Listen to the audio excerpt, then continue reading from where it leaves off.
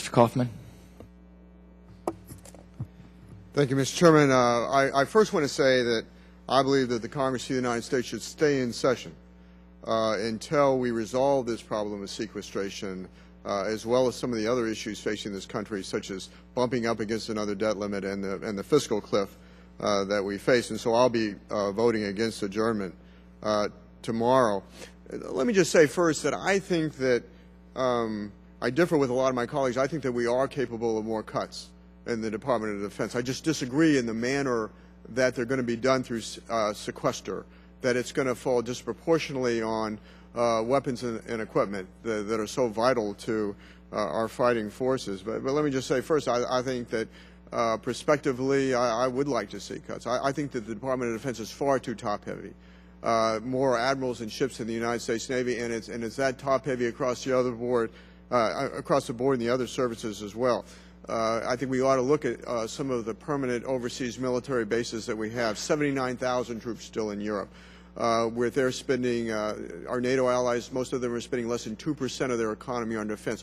We're at 4.7%. South Korea, 28,000 troops. We're again at 4.7% of defense spending as a part of the share of the economy. They're at 2.7%. It seems like we care more about defending South Korea than the South Koreans. This whole notion of nation building, which has been so incredibly costly, that we could invade, pacify, and administer whole countries, and based on the premise that at the end of the day they just want to be like, they really just want to be like us. If only given the opportunity, they will be like us. You know, I volunteered to go to Iraq with the United States Marine Corps out of retirement, not because I believed in the war, because I believed that once we were in it, we had to finish it. But how costly that was, not just in terms of lives, but in terms of tax dollars spent. And as long as I'm on this committee, if I can do one thing, it would be making sure that this country never goes down the road of nation building again, and I'm glad to see that we're phasing out of Afghanistan.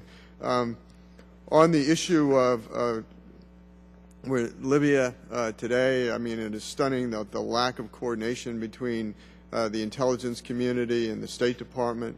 And now we're being reactive when we could have easily been proactive, didn't even have a Marine Corps security detachment on the ground in Tripoli in the embassy, pretended as if it was a permissive environment, which was stunning to me, and it cost the lives of a U.S. ambassador and two of his co-workers.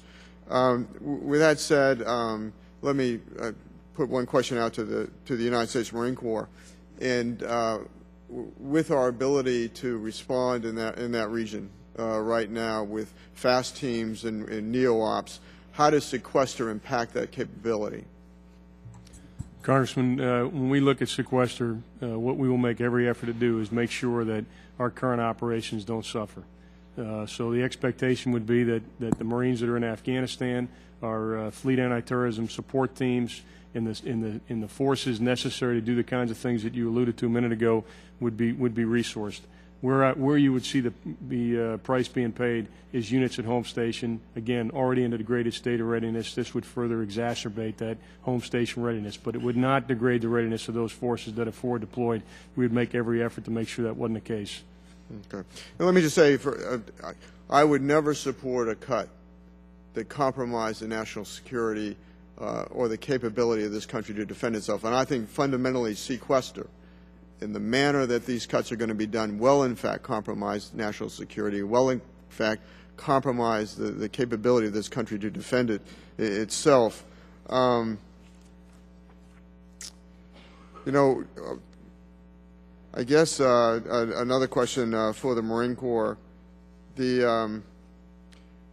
if sequester would occur, what would be the permanent damage to the United States Marine Corps in terms of its ability to respond to incidents across the board? Congressman, the permanent damage would be hard to explain at this point. What we would experience, as I mentioned to Congressman West, is we would pay for current operations. our modernization account, our infrastructure would suffer, and then those units that are home stationed would suffer. But the immediate impact would be, that's the bench that you expect the Marine Corps as the nation's crisis response force to be ready when the nation is least ready.